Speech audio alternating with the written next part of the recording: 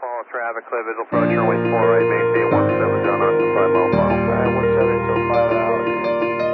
The FAA expands a key privacy initiative available to business aviation operators. From the National Business Aviation Association, this is Flight Plan, brought to you by Varion.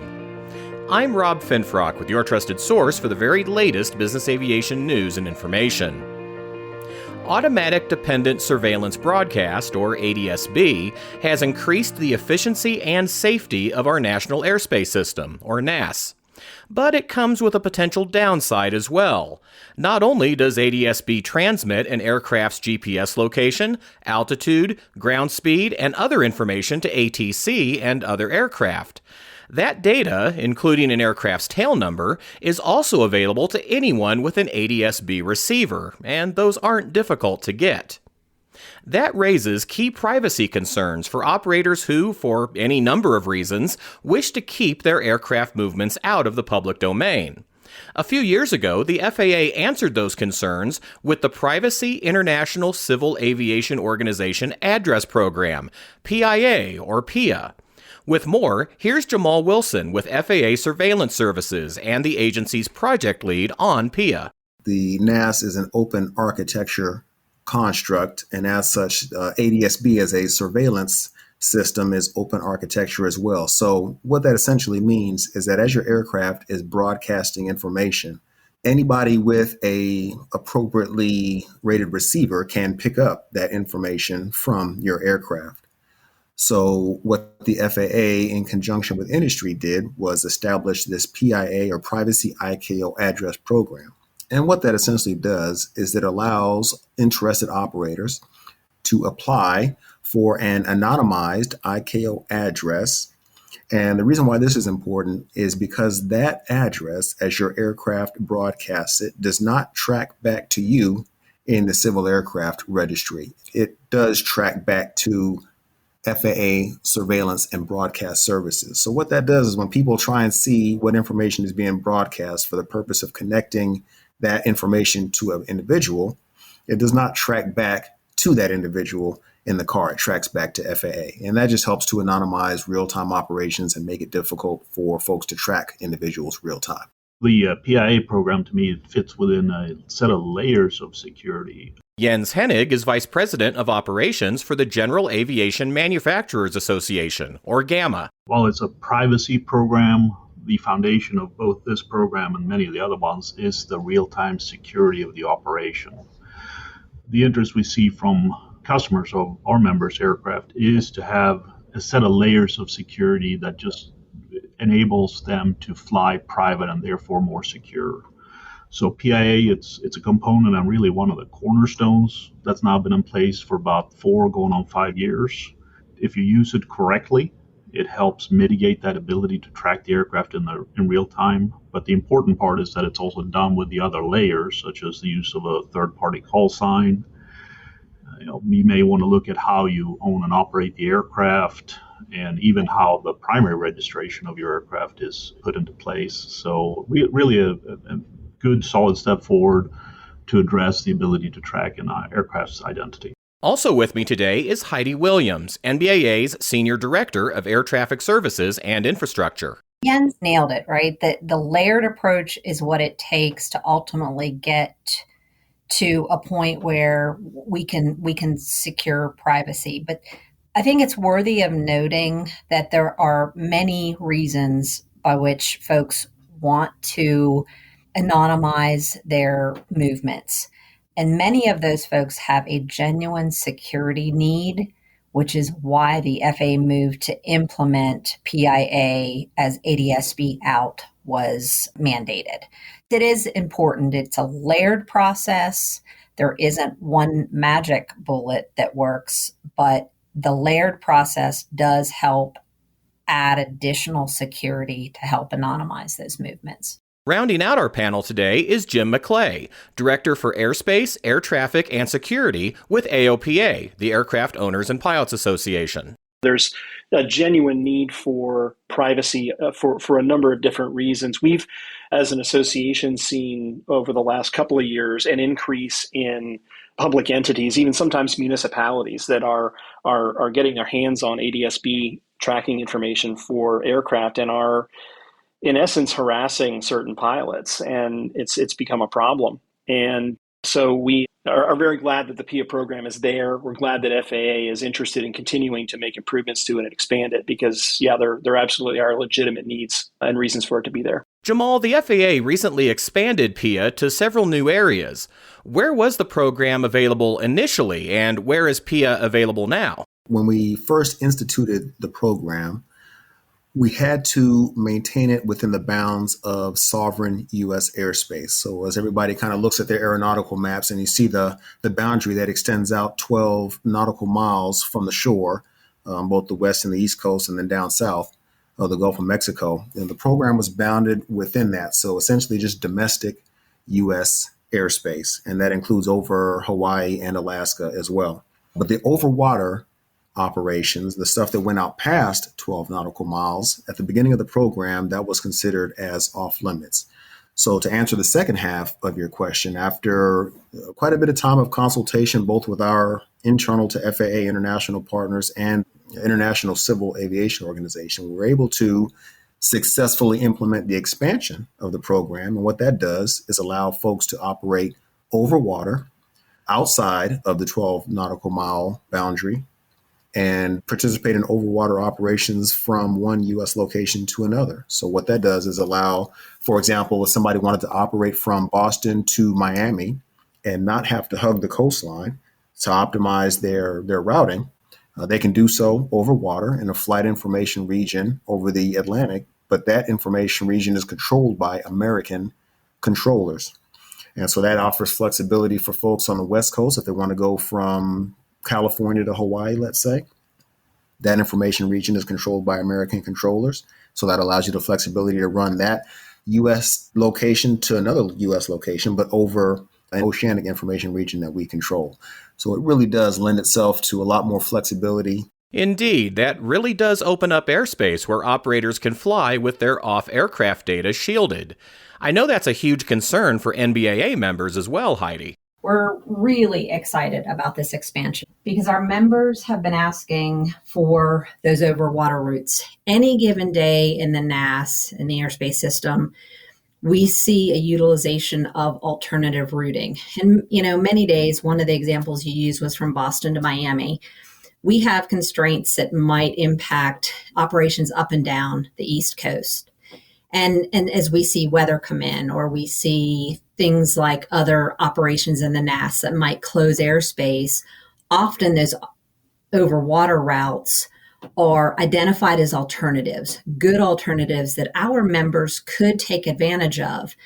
But those that might have already been implementing or using PIA program would not be able to exercise the benefits of PIA if they wanted to use an alternative route over water.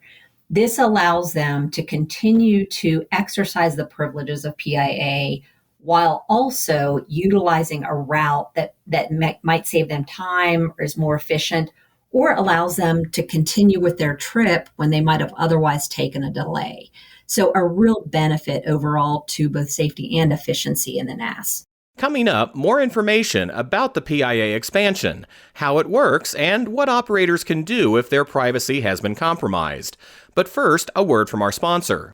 Take your aviation operations to new heights. Introducing Varion, formerly known as ATP, your ultimate partner in achieving maximum aircraft uptime. At Varion, we understand the challenges faced by everyone in aviation. Our industry-leading technology solutions revolutionize aircraft management, so there's no more waiting, no more wondering, and no more wasted effort. Get real-time visibility of your maintenance, inventory, operations, and regulatory data right at your fingertips with an easy-to-use system, backed by a team of experts with deep aviation knowledge offering 24/7, 365 support. After 50 years in the business, we have built a growing reputation for getting our customers more aircraft uptime. That's why thousands of aircraft operators worldwide have already discovered the power of Varion. Say goodbye to downtime and hello to increased efficiency and profitability. Visit Varion.com to learn more. Varion, let's get you more uptime. We're back now with Jamal Wilson, Heidi Williams, Jim McClay, and Jens Hennig, and our conversation about the expansion of the Privacy ICAO Address, or PIA program, to include overwater routes. Jamal, the FAA also developed a second privacy initiative to assist operators with shielding their flight movements from prying eyes.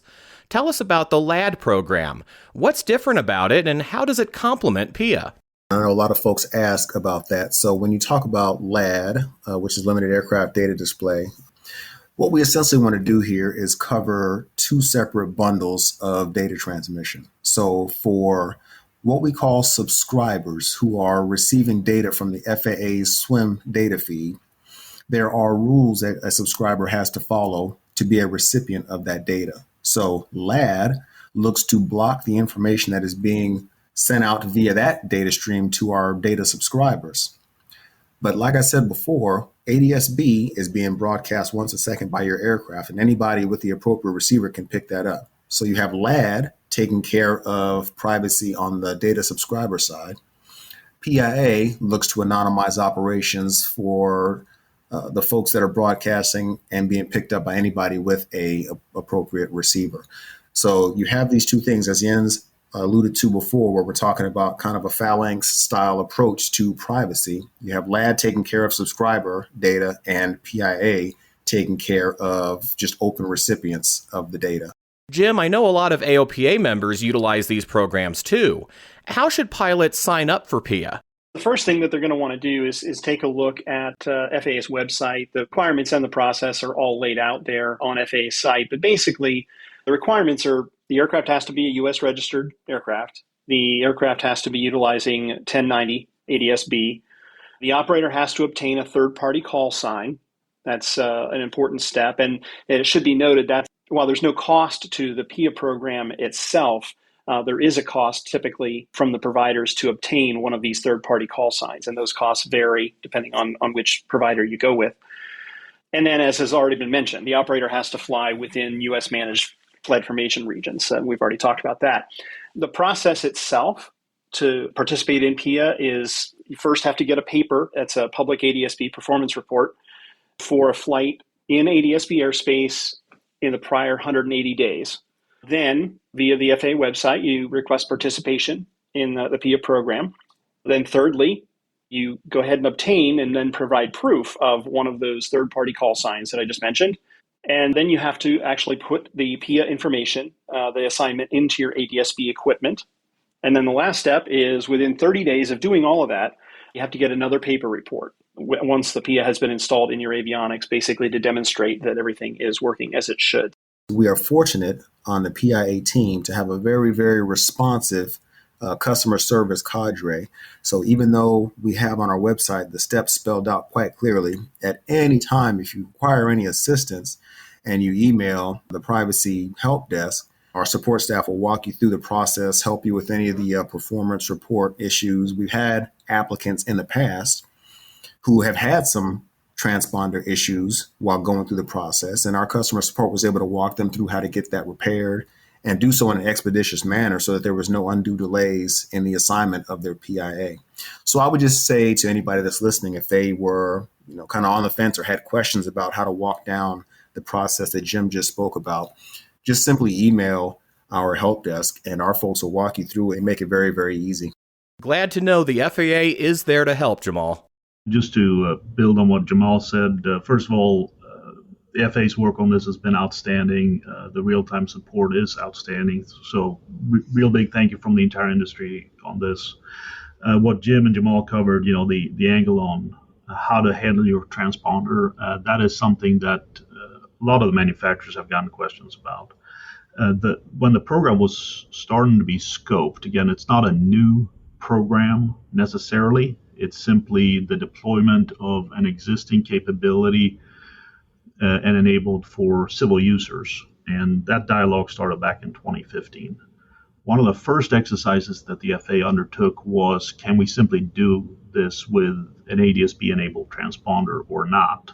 So that exercise was done with the avionics suppliers and a lot of the airframers to really look, can this be done in a manner that is Not necessarily easy, but at least straightforward, and we can provide instructions for how it's handled. So in addition to the steps discussed earlier, making sure that you engage with your OEM or your avionics supplier about how to handle the change in the ICAO address more on a real-time basis than whenever you sell or re-register aircraft. That part is something new, and it's important that each operator that plans to use this program has a full understanding of. Thanks for those added details, Jens. And it's worth highlighting again the collaboration between the industry and the FAA on addressing these privacy concerns. Heidi? All of the industry has been sitting at the table for these discussions, and it has been a very collaborative approach. So FAA has been at the table. They have talked to us for several years, and as Jamal pointed out earlier, they've been in discussions behind the scenes with many different entities, including ICAO and other providers that have allowed this expansion. So we just want to say a hearty thank you from industry that you're listening and that you've been responsive. And I would gladly retort a thank you to industry, because it is very, very helpful for forward progress when you have an open line of communication to organizations like NBAA, like GAMA, like AOPA, to receive real-time, honest feedback, engage in constructive dialogue. And that really helped us to lean forward on the ICAO side of the house to get things done. And without it, we'd probably still be spinning wheels trying to figure out the best way for implementation. So I will say across the board, Heidi, I accept your thanks on behalf of FAA, and I thank all of you as industry leads in helping us get this taken care of, and we'll continue to lean forward.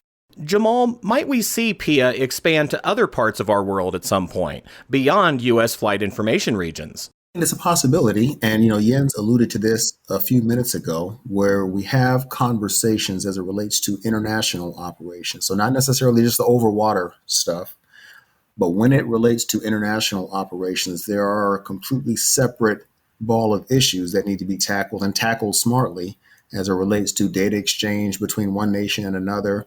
There's other things that pop up that need to be sorted out as it relates to one country's method of billing as opposed to another country's method of billing. And that's just to scratch the surface of things that need to be discussed, not necessarily just from an operational standpoint, but then you involve, the legal aspect, the air traffic control aspect. There's just a lot of important things that need to be hashed out in a smart manner for that to materialize.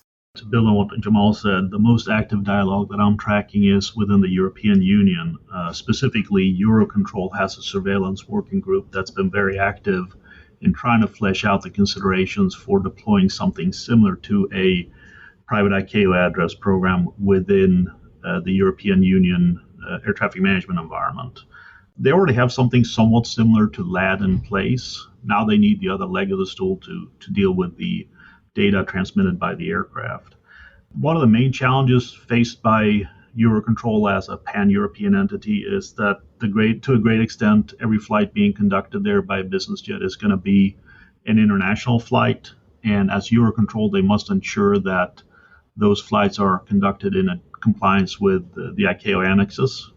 So one of the items that are really a hold point for them before moving forward is, can we get enough experience in the U.S. program that certain very narrow and targeted amendment can be done to the ICAO, specific Annex 10, as I understand, to simply be able to turn on this type of a functionality within Europe. Right now, there is high levels of interest in securing flight operations within Europe. So there is momentum to move this forward. Some of the institutions are having a dialogue. They have flagged that they've heard from GAMA, they've heard from NBAA, they've heard from the European Business Aviation Association. But if there are individual European operators who can weigh in directly, they're really trying to get a picture of the landscape of how many entities would be interested in taking advantage of this type of an operation within Europe as well. Many of our business aviation operations are global. And so that seamless approach to an operation is super critical. So I'm energized to hear the update that Jens has shared and the interest from other ANSPs, air navigation service providers, in exploring that additional layer of security. So I think it's a note of things that we all can work on together that get us one step closer to that seamless environment, whether it's domestic airspace or global operations. Jim, what are AOPA's members telling you about where they'd like to see PIA expanded to? AOPA members have a little bit of a different focus in terms of our areas of interest. The aircraft that we generally operate are shorter range, so we're not going to be necessarily operating out over oceanic airspace into places like Europe and Asia and other places. But we have heard from folks that they would be very interested in hearing about an expansion of PIA to Canada and Mexico, and even to some of the Caribbean nations as well.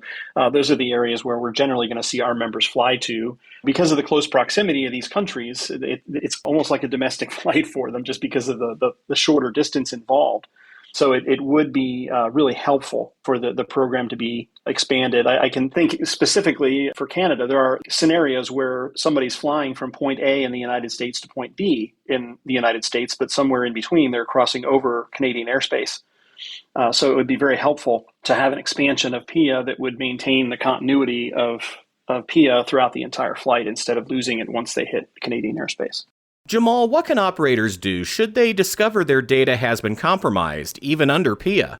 We've approached this on two separate levels. So we updated our Federal Register notice quite recently and essentially shrunk the number of days that an individual would have to wait from receiving one PIA assignment to requesting another. But to go one step further than that, we've advertised quite clearly and openly that we understand the dynamic nature of the NAS. We understand that you are never quite sure when you may be compromised, whether by data feed from somebody with a receiver to somebody making visual kind of contact with an aircraft's tail number and then correlating, as we've seen at some of these FBOs.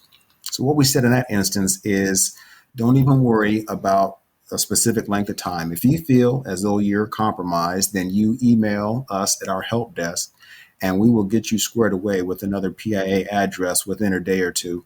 I've typically, unless it comes on a weekend, I've typically not seen it take more than a day to get somebody squared away with another PIA in the event they feel they've been compromised. So we say that, there's what's in the book in terms of the Federal Register notice approach and the number of days. And then there is the dynamic aspect where we can do that quite quickly for somebody. I would just add to what Jamal said. I mean, yes, there's the Federal Register notice, but there is collaboration in action, right? I go back to our base convention in 2022, where Jamal, we actually talked about this on a panel where you all recognized that 60-day limitation to turn around another code probably was not meeting in the needs, and you were hearing from operators, and FAA was responsive. And what you shared even then was, hey, when you need to reach out and talk to us, and you've had a breach or something has happened that you're in need of another code, you all were responsive even then. So again, just one more example of where working together day to day has made a difference, and FAA's agility has certainly increased in terms of their receptiveness to hearing that input from users and responding and taking action. How should operators remain vigilant to detecting when their aircraft data might be compromised, Jamal? Nowadays, you've got social media platforms dedicated solely to the tracking of aircraft. You've got not necessarily paparazzi, but folks that are just doing airplane spotting, and how they deliver that information, it just varies. So I would say one aspect is just to kind of keep your eye on avenues where that folks are solely in existence to compromise aircraft data. I mean, we have heard examples where information has been compromised, whether that is information that's being shared real time, and maybe their PIA code has only been used a short period of time, but due to plane spotters or other things, they feel they've been compromised. And we have heard examples of that, certainly, from where information has been publicized about movements. I think that's a pretty good example of where they've been compromised, need a new ICAO code. It is tough. I'm not going to mince words. It's difficult when you have onlookers at an airport who can look at a tail number and watch that aircraft take off just from being at the airport. Indeed, and I'll admit I often check out commercial flight tracking sites too when I see a plane overhead. Jim? The disturbing trend that we've seen recently is some of the municipal governments, city and county governments that are trying to latch on to ADS-B data as a mechanism for enforcement of voluntary noise curfews, for example, things like that, and then are coming after pilots, finding their information and contacting them at their homes and things like that. So that's really disturbing. And that's the kind of thing where pilots certainly need to be on the lookout within their various communities to ensure that their information isn't getting out there when they don't want it to be out there. Jens? There are about a dozen different things you can do to obfuscate your operation. One of the challenges to obfuscating your operation is that over the airwaves, ICAO address being transmitted from your transponder. But when you have that first breach, I would encourage the operator, what caused it? Is it how the aircraft is owned? Could it be something as simple as the paint job, which is sometimes identifying? There are many other things you can look at. If you get a new PI, it's a scenario that the code, again, is identified. But this is a risk mitigation game that each operator has to engage in and have an active process for it. So understanding what caused it on the first flight it happens and determine if that is something you can mitigate further on future flights. That's a core component to really enabling the success for this. And again, the feedback I get from many operators, is this is working really, really well, but it's not a single silver bullet. I get a PIA address and I'm good to go. It's that active use of the program, consideration when you use the program, plus many other components tied to your flight operation that you should also look at.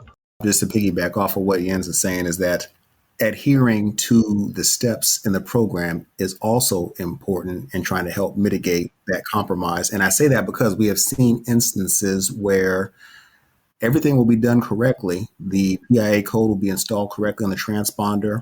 A third-party call sign will be procured.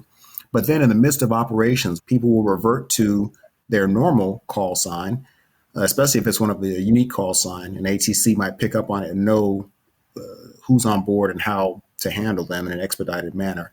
And that immediately gives up your PIA data because there's two broadcasts for your airplane. There's the electronic communication and then there's your radio communication. So if one compromises the other, you're on the radio using your original call sign and your aircraft is broadcasting PIA, you've just made the correlation for a potential nefarious actor. So one of the things that we try to remind people of is to adhere to the steps in the program. This situation continues to evolve, and we'll be sure to keep track of all the latest developments. For more information about PIA, LAD, and other matters affecting operator privacy, visit nbaa.org/privacy. And that's the latest from the National Business Aviation Association. Remember, you can subscribe to all Flight Plan episodes at Apple Podcasts, Google Podcasts, and Spotify, or wherever you find your favorite podcasts, including by asking your virtual assistant or connected device. Of course, you can also download Flight Plan directly from nbaa.org. I'm Rob Finfrock. Thanks for listening, and join us next time for a new episode of Flight Plan. Right base, sending out a 3500. All right, we got him inside. We're still on 170, camera 5.